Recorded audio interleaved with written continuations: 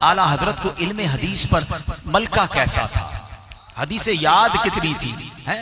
आपसे सवाल हुआ, लोग कहते हैं कि मक्की मदनी मुस्तफा सल्लल्लाहु तआला अलैहि वसल्लम को दाफिउल बला यानी मुसीबत दूर करने वाला कहना शिर्क है, आप बताइए इसके बारे में। आला हजरत ने उसका जवाब लिखा, सुनो 300 हदीसें जिक्र फरमाई।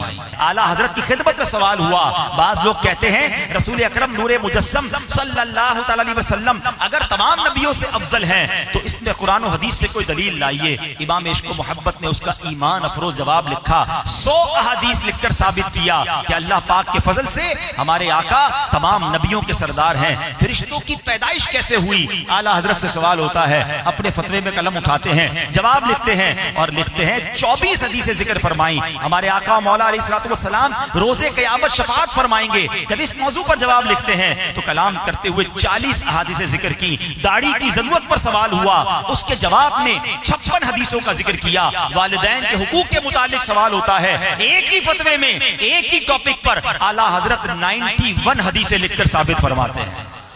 इल्म का दरिया हुआ है मौजज़न तहरीर में जब कलम तूने उठाया।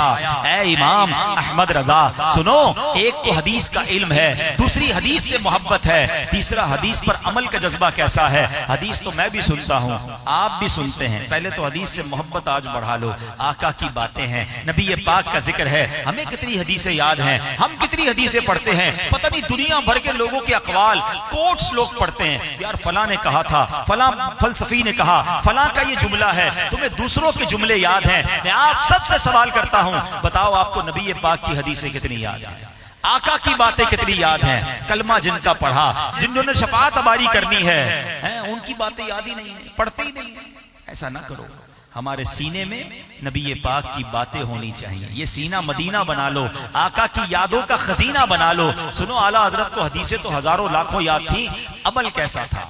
एक बार मक्का पाक में है आला हजरत और तबीयत खराब हो गई, बुखार, अब दवाई वगैरह ली, जैसे ही थोड़ा सा बाहर निकले तो देखा बादल आ गए। तबीयत ठीक नहीं थी मगर फौरन मक्का पाक हरम में पहुंच गए हैं, और हरम में पहुंचे तो बारिश शुरू हो गई। आला हजरत कहते हैं मुझे हदीस याद आ गई कि मेरे आका ने फरमाया जो बारिश में तवाफ करे वो रहमत इलाही में तैरता है।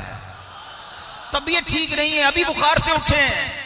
आला हज़रत ने फरमाया जो होता हो जाए। आका ने फरमाया मुझे रहमत में तैरना है। आपने तवाफ शुरू कर दिया।